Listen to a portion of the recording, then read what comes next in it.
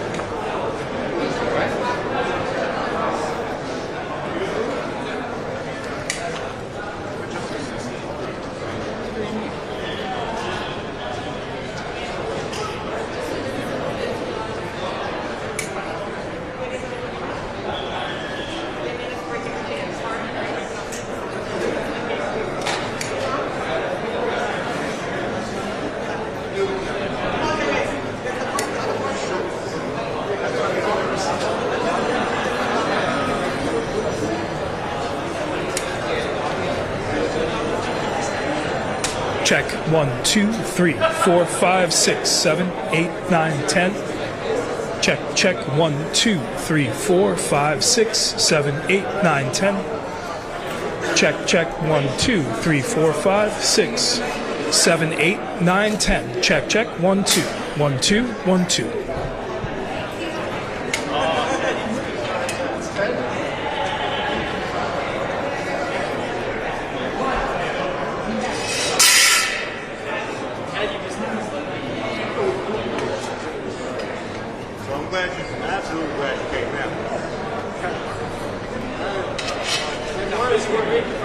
Testing 1 2, testing 1 2, 1 2, mic test 1 2 1 2, testing.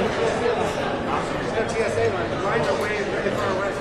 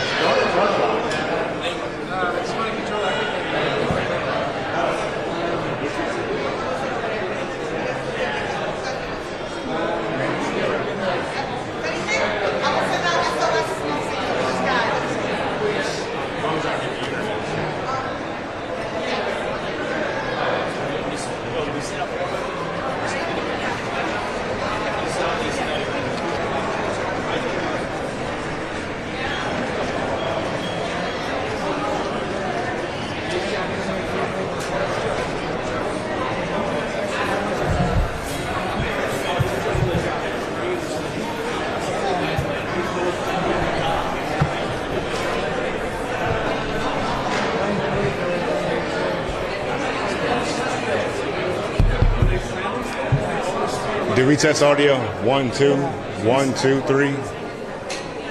Feedback.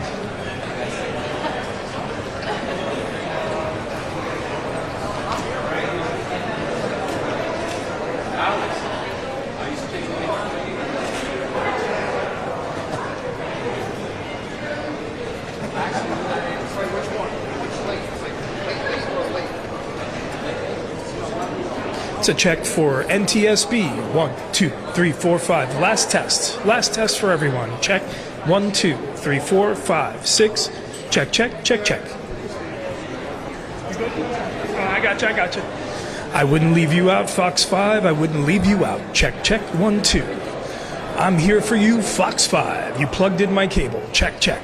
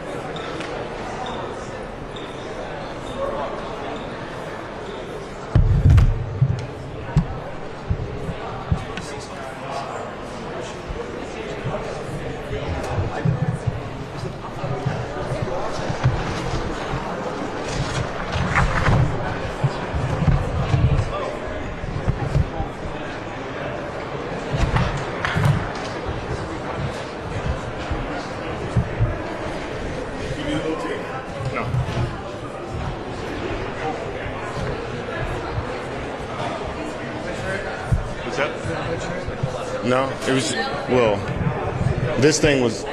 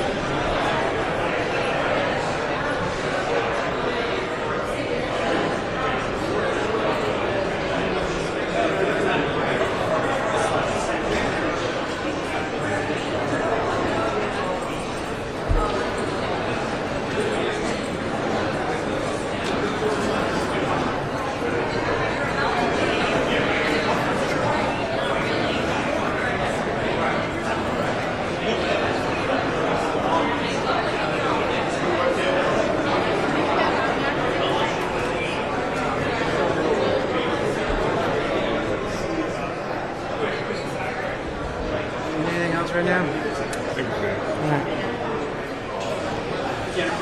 Good job. Water. I wasted my No, water. I don't even know where my water is. I lost my water bottle. Yeah. Well, I finished it and threw it in the trash. Maybe mine's in the car. I hate to lose that water bottle. I'm going to charge NTSB for a water bottle. Maybe it's still in the car. Maybe I left it in the car. Yeah.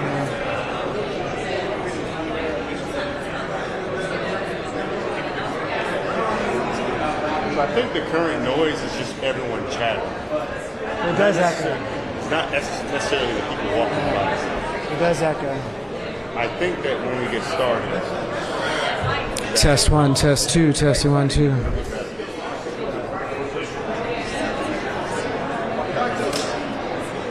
If I had command presence, I could get everybody to shut up for a minute.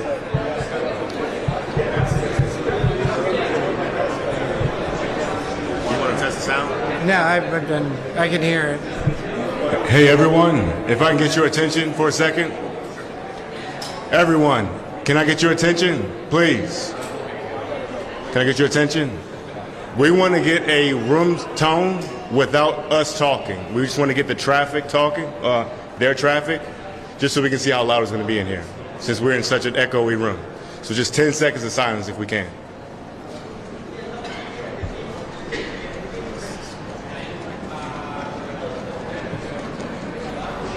Can you ask me a question? Ask me a longer question. So, can you hear what he just said? No. That's why I wanted to get this a volume check. Are you now or have you ever been a member of the Communist Party? I've never, whatever. No. I can hear you. So, okay. Thank you. Thank you. You're gonna have to talk loud. This is incredible. What it is, you gotta So roll. what we got? You can be angry later. Deal with it later. You can be angry later. You gonna say something? No, I wasn't saying anything. It's not my position. I know. I just thought maybe put your 2 cents in. No, I already said it. It's not for me to say something. It's very echoey. Very echoey. Very echo. It's the worst. It's what they gave us. They could have left it.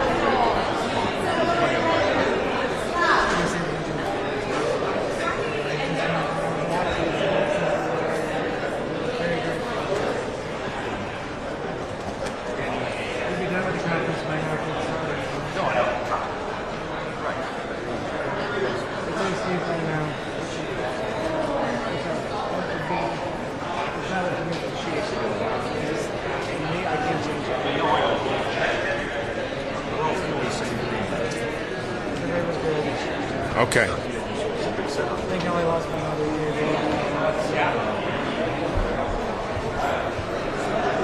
We don't have that podium that we had yesterday. They had it with them.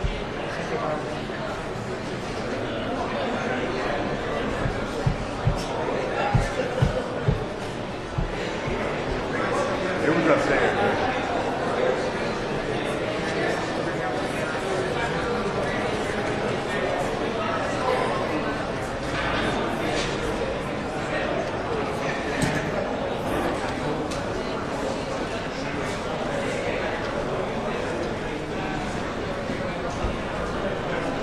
I asked Eric if we're still good for 2, but he rarely texts me back.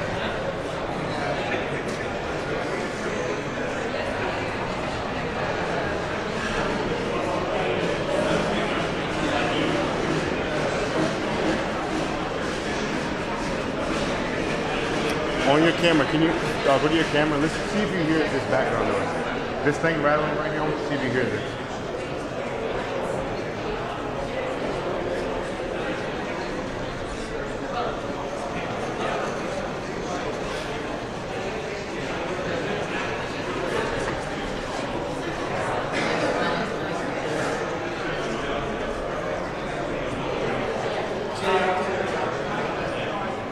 One, two.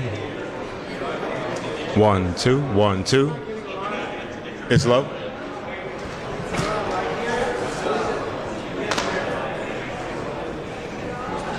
Stuff's happening these days.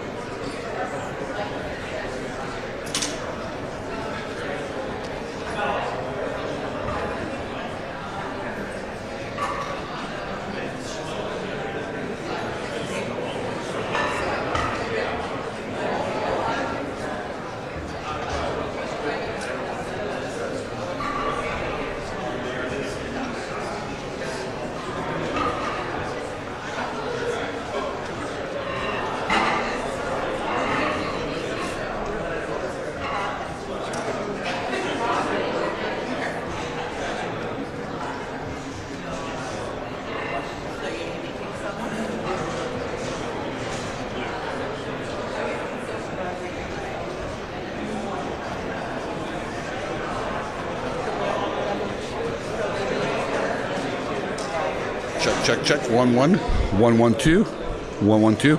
Audio test 1 2 1 2. Audio test 1 2 3 4.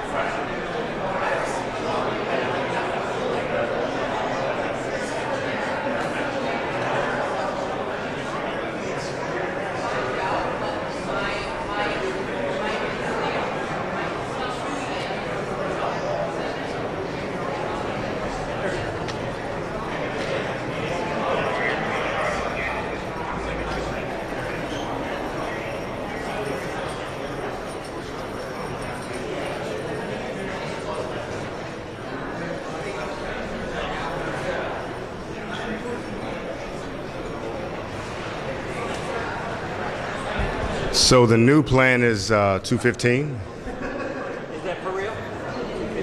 That's the last word I got.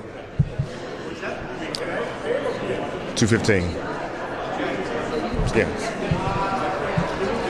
Current.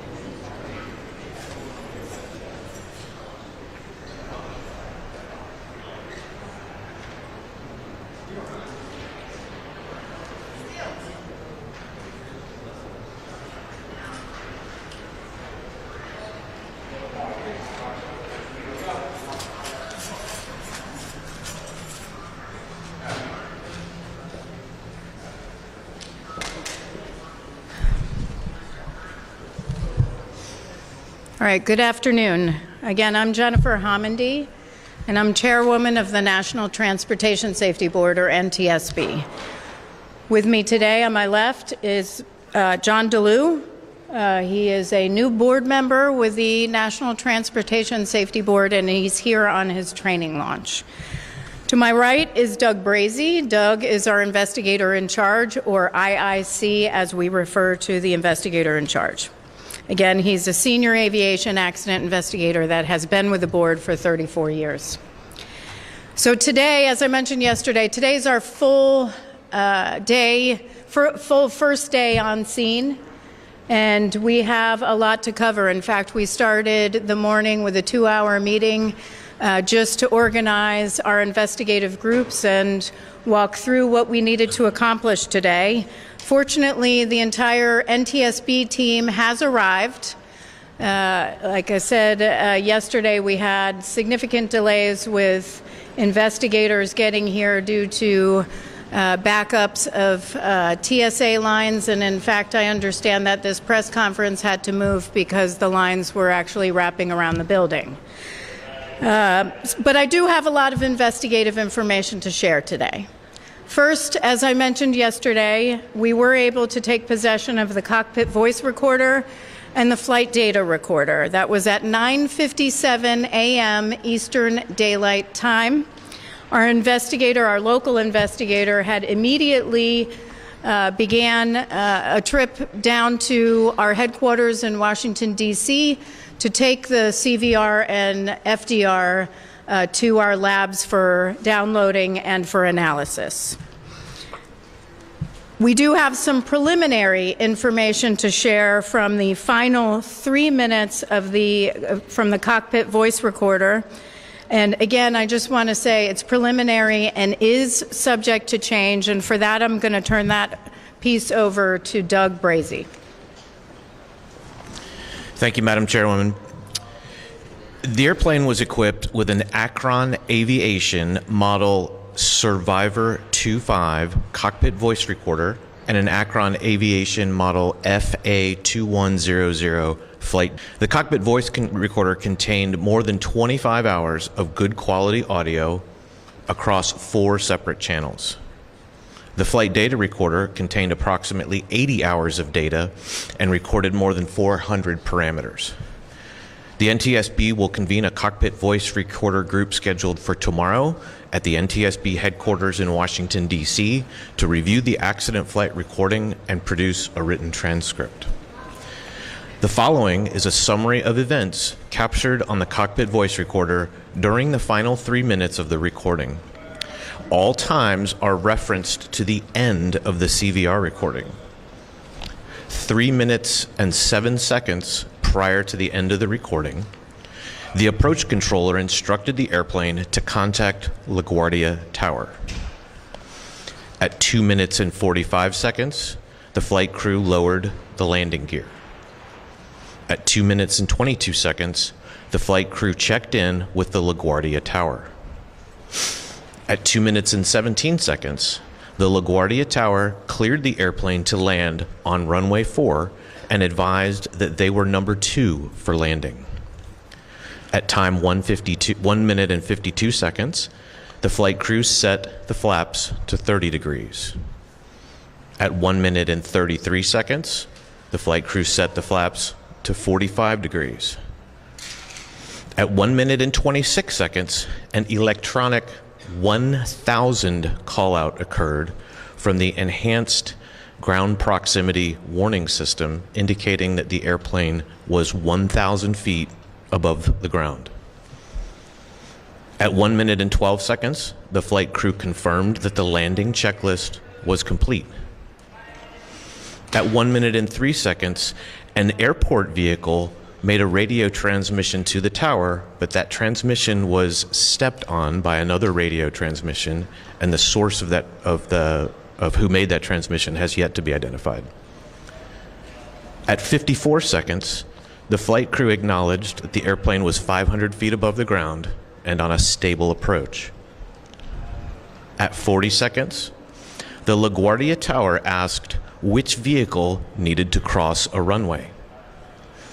At 28 seconds, Truck 1 made a radio transmission to the tower. At 26 seconds, the tower acknowledged that radio transmission. At 25 seconds, Truck 1 requested to cross Runway 4 at Taxiway Delta. At 20 seconds, the tower cleared Truck 1 and company to cross Runway 4 at Taxiway Delta. At 19 seconds, an electronic 100 enhanced ground proximity warning system callout occurred. At 17 seconds, Truck 1 read back the runway crossing clearance. At 14 seconds, an electronic 50 callout. At 12 seconds, an electronic 30 callout. And at that same time, the tower instructed a Frontier Airlines flight to hold position. At 11 seconds, an electronic 20 callout occurred. And at 10 seconds, an electronic 10 callout occurred. At 9 seconds, the tower instructed Truck 1 to stop. At 8 seconds, there was a sound consistent with the airplane's landing gear touching down on the runway. At 6 seconds, there was a pilot transfer of controls from one pilot to the other. And at 4 seconds, the tower again instructed Truck 1 to stop. At 0 seconds, the recording ended. Thank you, Madam Chairwoman. Mr. Brazy had mentioned that 6 seconds before the end of the recording, the pilot transferred controls. We do know that the first officer was flying and transferred control to the captain. With respect to aircraft rescue and firefighting operations, we will be developing a timeline of events. We do know that they were responding to a United Airlines flight 2384 at the gate, which had 2 aborted takeoffs, and the ARF, or the Aircraft Rescue and Firefighters, had received information that there were fumes or smoke or some sort of smell in the cabin, so they were en route to address that. Truck 1, which Mr. Brazy had mentioned, had collided with the aircraft. We do know that there were other vehicles behind Truck 1, which did not begin to cross the runway. We have seen varying information about how many vehicles, so we need to verify that information, and we'll provide it at a later time. Truck 1, however, did not have a transponder. With respect to air traffic control, we have seen different information about how many certified professional controllers were in the facility, and we need to verify that starting with interviews this afternoon. We'll begin to interview the local controller at 4 o'clock this afternoon. We do have logs, but there's also conflicting information, including dates and times on the logs. So now we have to go through that and rectify some of those inconsistencies. We do, however, know that there were 2 people in the cab, 2 people in the tower cab at the time of collision: the local controller and the controller in charge. Again, local controller and controller in charge. For those who may be watching and aren't familiar with aviation, the local controller manages active runways and the immediate airspace surrounding the airport. That local controller had signed on at 10:45, and the shift would have ended at 6:45 a.m. That doesn't mean that he was in position at 10:45, but that he had just signed in at 10:45 p.m. The controller in charge is responsible for safety of operations, all safety of operations. He had clocked in or signed in at 10:30 p.m. and that shift would have ended at 6:30 a.m. Again, that was signing in at 10:30 p.m. The controller in charge was also doing the duties of the clearance delivery position. The clearance delivery controller provides pilots with their departure clearance. It is not clear who was conducting the duties of the ground controller. We have conflicting information. We have some information saying it was the controller in charge. We have some information saying it was the local controller. The ground controller duties are that they manage all aircraft and vehicle movements on the taxiways, and that generally excludes active runways. So these two positions were combined into two positions. And what we do know is that that is in the standard operating procedures for LaGuardia. It's for the midnight shift. It's also common practice across the national airspace where you would have two controllers in the tower cab during the midnight shift. The midnight shift, as a reminder, is one that we have many times that the NTSB raised concerns about with respect to fatigue. Again, I do not know. We have no indication that was a factor here, but it is a shift that we have been focused on in past investigations. Now, we also know, as I had mentioned yesterday, that LaGuardia has ASDX. ASDX is a runway safety system which allows air traffic controllers to track surface movement of aircraft and vehicles. Yesterday, I mentioned that we requested from FAA the ASD replay of the event. That is a replay of the display of information that would have been available in the tower cab. We also asked the Tech Center for the analysis of ASD. Their analysis shows that the ASDX system did not alert. The analysis, and I'm going to quote the analysis here. I will repeat it a second time. ASDX did not generate an alert due to the close proximity of vehicles merging and unmerging near the runway, resulting in the inability to create a track of high confidence. Again, the analysis is, quote, ASDX did not generate an alert due to the close proximity of vehicles merging and unmerging near the runway, resulting in the inability to create a track of high confidence. Now, I saw the replay, and there were two targets, so radar, because there's no transponder, you have radar. So two targets with radar returns on taxiway Delta. What it looks like on a replay are two blobs on taxiway Delta. We also don't see any of them go in front of the plane on the runway. We do also know from the replay that the runway status lights were functioning according to the replay, but we still have to verify that with tech ops from the FAA. Now, I do want to address one thing, which is reports of distraction. I have seen a number of reports from press about distraction, whether there was distraction among controllers. Look, I would caution pointing fingers at controllers and saying distraction was involved. This is a heavy workload environment. You had a United Airlines flight.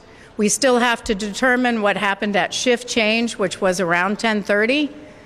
We have to determine who else was in the tower and the facility and available at the time. We know that controller was still on duty for several minutes afterwards. Normally, they would be relieved. We have questions about that. Was anybody available to relieve that controller? We don't know that yet. We also have questions about what else was occurring, what other traffic they were dealing with at the time.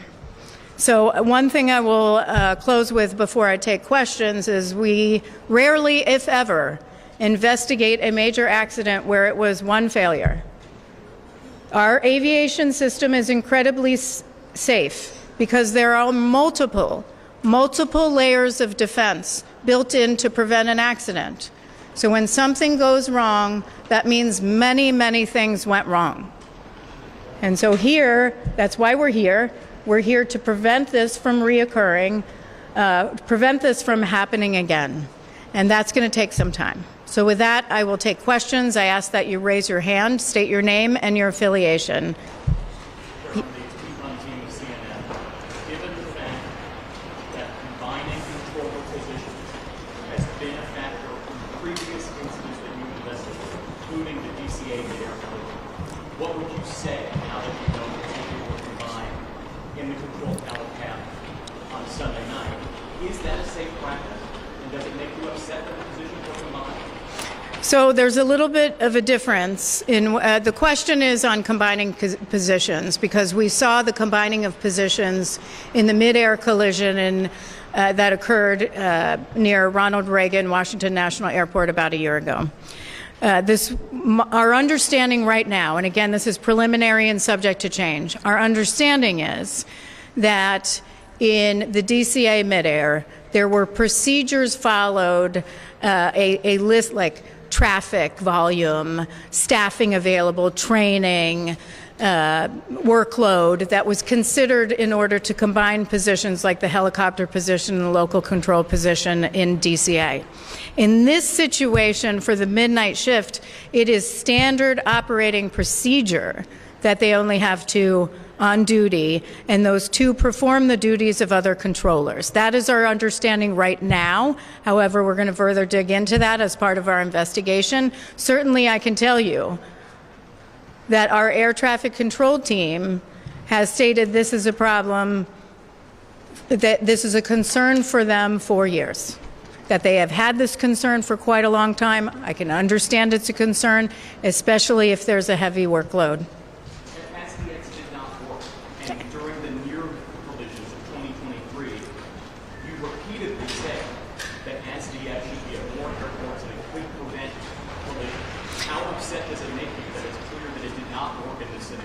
Well, the question is, how upset does it make me that ASDX didn't work? Because we've repeatedly recommended that ASDX work. Well, in order for ASDX to work well, you have to know where ground vehicles and aircraft are. So in this case, that vehicle did not have a transponder. And it would have been helpful when you have a radar, radar target. It does not provide you with the information that you need like it would for an aircraft as a controller. Yes. Jackson Crosco with LaGuardia Air Canada. Is there any indication from the voice or data reporters that the pilots saw the fire or where they were on the runway? Is there any indication from the CVR that the pilots saw the fire truck on the runway? I don't have information at this time on that. However, we are doing further analysis on our cockpit voice recorder. We have a group that we have formed that will analyze the CVR, and part of when they analyze is they will talk in the group about what they're hearing, what they've heard, any sort of background noises, and we'll provide a transcript, and then we'll release that publicly, so we'll know more then. Chair Hamidi, Andrew Siff from NBC4 New York, WNBC TV. With regard to the midnight shift, is it literally a midnight shift that you expressed concerns about in the past, or is it sort of that later shift when there's typically less traffic at an airport? The reason I ask it is around this time, late at night on a Sunday night at LaGuardia, there's still lots of arrivals. To that degree, does that raise questions about the protocol and staffing here at this airport? Well, so the question is about the shift, and are we just concerned about that shift in the past, or would there be other shifts? And does it make sense to have two controllers in the cab with such a busy airport, and this be sort of standard operating procedures and common practice across the national airspace? I think I restated it accurately and have now forgotten what you asked me. But on your standard operating procedure, on the standard operating procedures, look, LaGuardia is 900 flights, I believe, per day. That's pretty substantial. It's not the same as other airspace or other airports across the national airspace. That's certainly something we will look at as part of this investigation. How that would that make sense? You know, why would that make sense at LaGuardia? We will. That is part of our analysis in this investigation. And what was the other one? So on the mid shift, we have identified the mid shift generally as concern in other investigations, largely due to fatigue, because it spans that time frame at your circadian low during the day when you're most fatigued. Yes.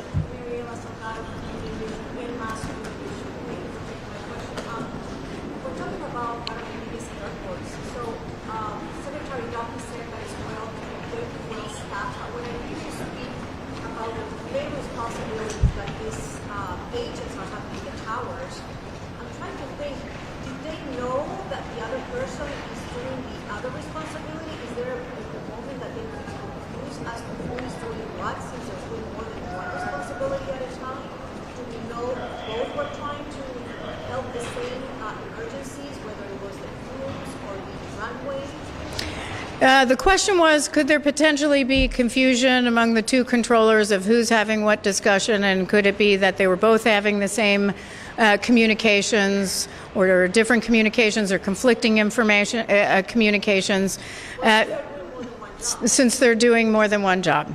I can't answer that right now, because that's something we have to investigate as part of this accident scenario. Those are the exact types of questions that we'll ask when we interview the controllers, both the two that were in the cab at the time and the other controllers that may have been on duty, either and include previously or after that. One thing I want to do is come back to something that Pete asked about, which is controllers and the information they should have, and ASDX in our past recommendations. Controllers should have all the information and the tools to do their job. All the information they need. We've recommended ASDX, but you have to have information on the ground movements, or, you know, whether that's aircraft or vehicles moving on the airport, in taxiways, on runways. They should have all the information. This is 2026.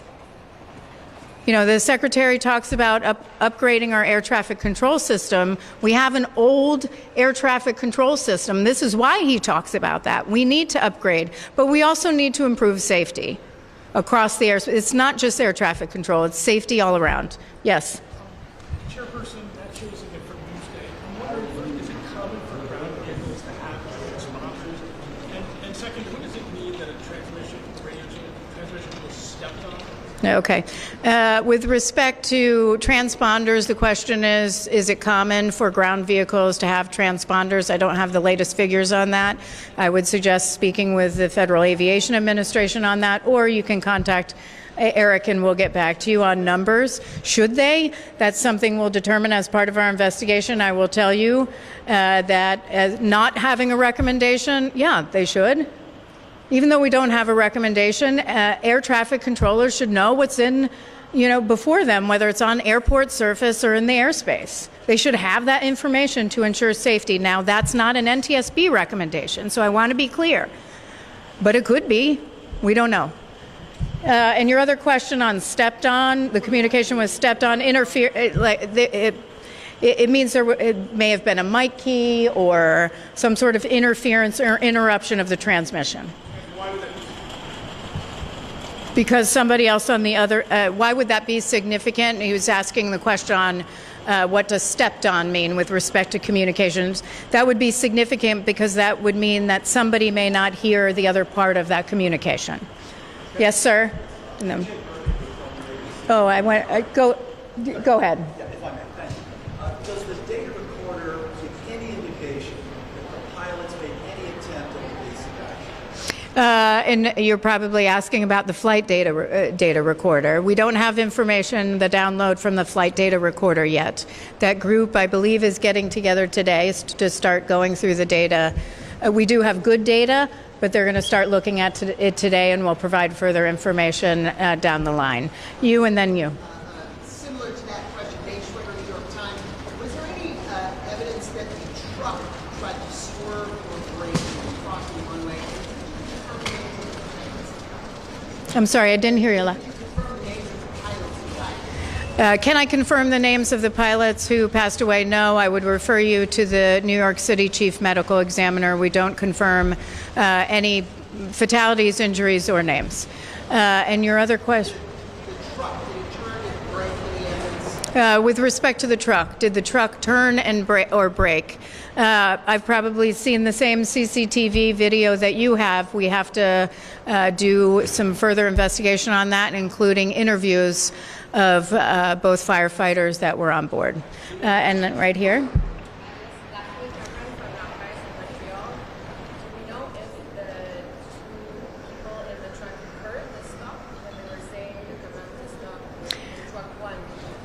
The question is, do we know if the two firefighters in the firefighting vehicle heard the directive to stop? We don't know that yet. We need to do interviews of those two firefighters. David. In 2023, you held a forum on runway incursions and near misses. And as a result, the FAA started rolling out this runway incursion device, memory and controllers. Do you know if that was present here or any other additional technology to help? And as part of that, if ADSB in and out have been mandated, do you think remote the fire truck, transponder, and the plane, could that have prevented this? The first question on other technology that would have been available to alert to the controllers, I don't have that to provide at this time. Our investigators have to begin their analysis. Again, this is our first full day on scene, and we're not even through the day, but we will have more information on what types of technology have been available to them. The second question is on whether ADSB in and out would have helped prevent this. I would just caution, and I've heard the discussion on ADSB in and out with respect to this particular collision. It happened very quickly. And we need to match up times. We need to look at visibility with respect to the airplane coming in and look at the movement and visibility of those in the truck. So we can't say at this time whether that would have made a difference or not. Thank you. Thank you, Chair. Can I ask one question about the transponder? One question. Any indication as to why Truck 1 did not have a transponder when other trucks did? And let me clarify. The question is on transponder on that truck. We have no indication there were transponders on any of the trucks.